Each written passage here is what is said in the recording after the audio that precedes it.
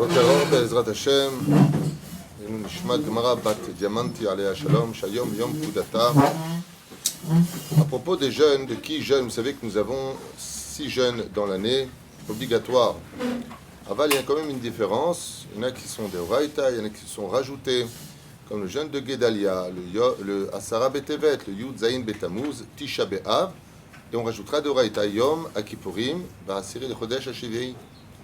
Et par la suite, au fur et à mesure des événements, nous avons eu le jeûne d'Esther. Le jeûne d'Esther, c'est un rajout de l'histoire, mais c'est un jeûne qui n'est pas moins important. Et la question qui m'est posée depuis 2-3 jours, c'est qui jeûne et qui ne jeûne pas.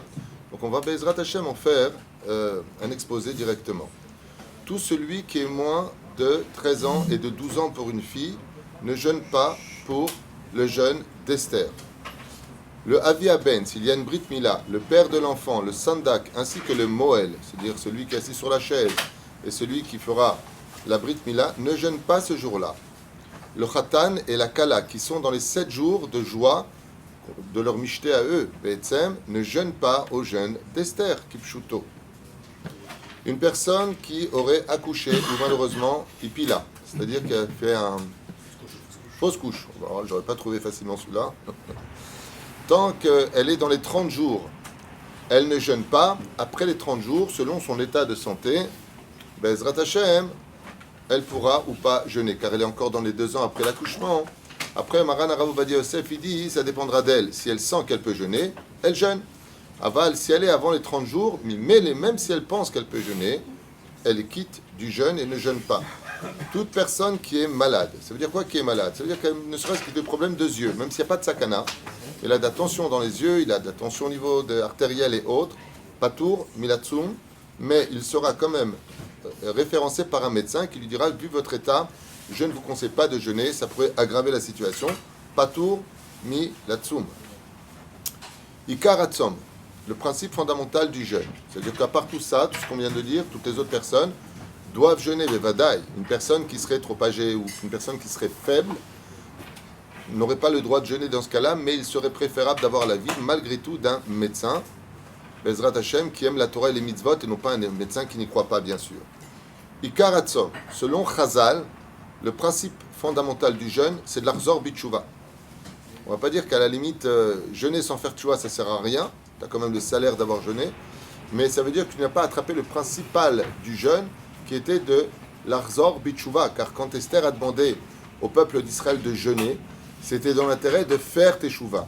Avant de sortir en guerre, comme on le verra à la fin de cette Megillah, d'abord on a fait teshuva, ensuite on sort en guerre. Mais sortir en guerre avec beaucoup d'averot donnera beaucoup de munitions à tes ennemis. Et la fin, Ikaratzom l'arzor bitshuva. Le Ben Ishraï dit, et il rajoute, Ikaratzom l'arbot bitzdaka. Le principe fondamental du jeûne, c'est que quand on ne mange pas et qu'on ne boit pas, on se rend compte de combien la vie des personnes qui n'ont pas de quoi se nourrir est dure. Le Maran Ben Ishraï dit que Ikaratzom bezrat Hashem davka l'arbot bitzdaka, même si on n'est pas encore arrivé à Matanot Levionim, qui se passera uniquement dans la journée pour cette année 2025 de vendredi. Encore une fois, je le répète avant de sortir le Sefer Torah aujourd'hui, toutes les mitzvot de Purim ne peuvent avoir lieu que la journée. On pose encore la question, si je peux faire Mishloach Manot la veille, celui qui fait Matanot Levionim, Mishloach Manot la veille, ou même le Mishté la veille, n'a absolument rien fait. Il a fait une mitzvah donnée, cadeau stam, mais la mitzvah de Purim a lieu que le jour.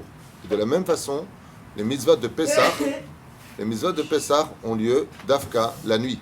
Comme je vous l'ai déjà dit, la journée des 24 heures se divise en 2 fêtes, Purim et Pessah, pour des raisons qui sont très importantes. C'est pour ça que dès qu'on sort de Purim, on attaque tout de suite les lois de Pessah, même 2 halachot de Pessah, Michael el Chaïl, car on enseigne les lois de Pessah, Minag Moshe Ber Sinai, 30 jours avant Pessah, pour être Baki Bezrat Hashem, et au courant de toutes les lois de Pessah.